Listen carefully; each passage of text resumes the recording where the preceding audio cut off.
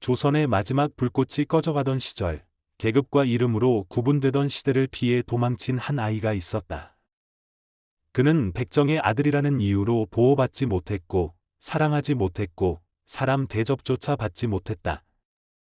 그 소녀는 이름도, 부모도, 조국도 잃은 채 미국 구람에 몸을 실어 바다를 건넜고, 그곳에서 새로운 이름을 얻었다. 그의 이름은 유진 초이. 세월이 흘러 그는 조선인이 아닌 미국 해병대 장교가 되어 다시 조선으로 돌아온다. 자신의 조국을 위해서가 아니라 그 땅에 깃든 모든 상처와 악의를 정면으로 마주하기 위해. 조선은 이미 외세의 바람에 흔들리고 있었다. 조선인들의 기계는 남아 있었지만 권력과 부패는 깊게 뿌리내렸고 양반과 백성, 일본과 러시아, 미국과 조선의 이해관계가 복잡하게 얽혀 있었다. 그런 혼란 속에서 유진은 고귀한 가문의 딸인 고혜신을 만난다. 그녀는 양반의 몸이지만 마음은 혁명가였고 조국을 지키기 위해 총을 들고 어둠을 걸었다. 유진은 그런 그녀를 통해 조선이라는 땅의 또 다른 얼굴, 즉 지키고자 하는 이들의 뜨거운 심장을 처음 마주한다. 고혜신 외에도 그에겐 마치 운명처럼 연결된 세 인물이 있었다. 일본 유학파 출신이자 신흥자본가가 된 구동매, 일본 군국주의를 등에 업은 이완익의 딸 쿠도 히나, 그리고 어린 시절 친구이자 훗날 왕의 사람으로 살아가는 김희성. 닐은 모두 각자의 상처와 신념을 지니고 있었고 조선이라는 무대 위에서 서로를 향해 다가가기도 등지기도 했다. 유진과 애신의 사랑은 잔잔했지만 강했고 서로의 상처를 안고 서서히 가슴속에 뿌리 내렸다. 그러나 역사는 늘 사람들의 바람과는 다른 방향으로 흐른다. 일본은 점차 조선을 침탈해갔고 조선의 독립을 외치는 이들은 차례로 잡혀가거나 죽어갔다. 유진은 미국인으로서 조선에 관여할 수 없었지만 애신과 그 동지들을 위해 자신이 할 수 있는 모든 방법으로 그들을 지키는 방패가 되고자 했다. 결국 그는 미국으로 돌아가야 했지만 다시금 조선 땅을 밟았고 마지막 순간까지 애신의 등을 지키며 자신의 방식으로 사랑과 헌신을 증명했다. 드라마는 거대한 전쟁도 통일된 승리도 없이 끝난다. 그러나 그 끝은 패배가 아니다. 살아남은 자들은 불꽃처럼 사라진 이들의 뜻을 기억하며 살아가는 법을 배운다. 고혜신은 다시 총을 들고 의병의 길을 걷고 김희성은 죽음을 무릅쓰고 마지막 인쇄물을 남긴다. 구동매는 그녀를 위해 검을 버리고 희나는 스스로의 운명을 선택하며 조용히 사라진다. 유진 초이는 고혜신이 무사히 떠날 수 있도록 자신의 생을 마지막 한 발에 실어보낸다. 미스터 션샤인은 그렇게 묻는다. 우리는 무엇을 지키고 싶은가? 그리고 조용히 답한다. 사랑도, 나라의 이름도, 스스로를 증명할 수 있는 하루하루를. 2부 작품 해설 1부.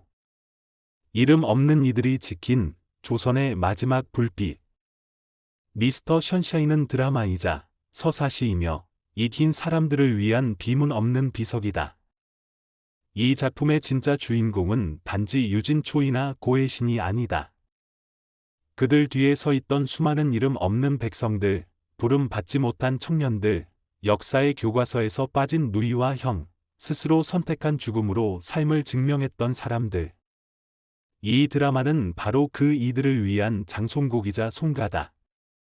유진 초이는 조선이라는 땅에서 태어났지만 그 땅으로부터 가장 먼저 배척당한 아이였다. 백정의 아들이라는 이유 하나만으로 그의 존재는 투명했고 사랑도, 정의도, 꿈도 허락되지 않았다. 그를 데려간 것은 조국이 아니라 적국이라 여겨지는 미국이었다. 아이러니컬하게도 그곳에서 그는 사람 대접을 받았고 총을 잡았고 이름을 가졌고 자유를 배웠다. 그리고 다시 조선에 돌아온 그는 복수를 위해서가 아니라 진실을 마주하기 위해 돌아왔다. 유진은 조선을 떠난 자였지만 누구보다 조선을 바깥에서 바라본 자였다. 그는 조선의 눈이 닿지 않는 곳에서 조선의 현실을 냉철하게 바라보았고 동시에 가슴으로 다시 품게 된다. 고혜신은 양반가의 딸이자 지식인이자 조국을 지키기 위해 총을 든 투사였다. 그녀의 손은 글을 쓰는 손이면서 동시에 방아쇠를 당기는 손이기도 했다. 그녀의 눈은 사랑을 보면서도 언제나 그 너머의 조국을 응시하고 있었다. 고의 신이라는 인물은 단지 여성 독립운동가로만 해석되기엔 훨씬 복합적이다. 그녀는 사랑과 나라 사이에서 흔들리지 않되 고통스러워했던 인간의 얼굴을 지녔다. 그녀는 울지 않았다. 대신 더 단단해졌고 더 조용히 걸었으며 그 침묵이 곧 의지였다. 김희성은 양반의 아들로 태어나 아무것도 하지 않아도 누렸던 인물이다. 그러나 그는 선택한다. 기득권을 버리고 진실 앞에 서는 삶을. 그는 혁명가도 군인도 아니었지만 가장 깊은 책임감을 지닌 시민이었다. 그의 선택은 극적이지 않다. 그는 피를 흘리기보다 펜을 들고 싸운다. 그가 인쇄한 마지막 문장이 조선의 마지막 선언이었다. 구동매는 말이 아닌 검으로 살아온 사내였다. 일본에 팔려갔던 조선의 소년이었고 조선에서는 돌아오지 말았어야 할 이름이었다. 그는 이방인이었고 타국의 칼을 든 사내였으며 마음 한 구석에 숨긴 연모조차 끝내 입 밖에 꺼내지 못한 이였다. 그는 누구보다 조선을 욕했지만 그 누구보다 조선을 사랑했다. 그의 검은 폭력을 위한 것이 아니었고 복수를 위한 것도 아니었다. 그는 마지막까지 고의 신을 지켰고 조선의 이름을 가슴에 품고 떠났다. 쿠도 히나는 복잡한 인물이다. 조선에서 태어났지만 일본인의 딸로 자라났고 조선을 사랑했지만 일본의 그늘 아래 있었다. 그녀는 생존을 위해 거짓을 입었고 자기 손으로 자신의 아버지를 끊어냈다. 그녀의 존재는 조선과 일본 사이, 여성과 인간 사이의 충돌 그 자체였다. 그녀는 조용히, 그러나 가장 뜨겁게 마지막을 맞는다. 그녀의 죽음은 스스로 선택한 해방이었다. 늘 모두는 이름으로는 설명할 수 없는 존재들이다. 국적 하나로, 신분 하나로, 시대 하나로 묶을 수 없는 사람들. 이 드라마는 그 사람들의 이야기다. 사랑하는 마음이 크기에 끝내 말하지 못하고 살아야 하는 이유가 많기에 스스로 죽음을 택했던 사람들. 드라마는 한 명도 쉽게 보내지 않는다. 한 사람의 죽음이 단지 스토리의 전개가 아니라 하나의 생에 대한 헌사로 묘사된다. 시청자는 그 죽음을 슬퍼하면서도 그것이 진짜 죽음이 아니라는 것을 안다. 그들은 이름 없는 자유라는 이름으로 다음 세대의 봄을 준비한 존재들이었기 때문이다. 미스터 션샤인은 그들의 선택을 미화하지도 단죄하지도 않는다. 단지 조용히 조명하고 그 안에서 인간의 얼굴을 찾는다. 그리고 그것이 이 드라마가 가진 비극의 깊이이자 존엄의 근원이다. 불꽃이 아닌 불씨로 남은 이야기. 미스터 션샤인은 단지 이야기를 잘 풀어낸 드라마가 아니다.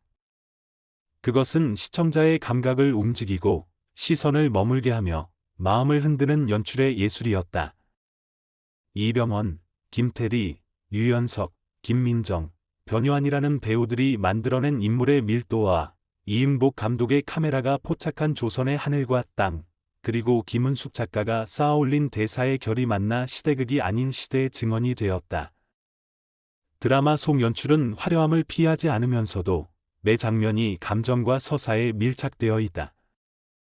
예를 들어 누군가가 죽는 장면은 늘 잔혹하지 않지만 늘 아프다.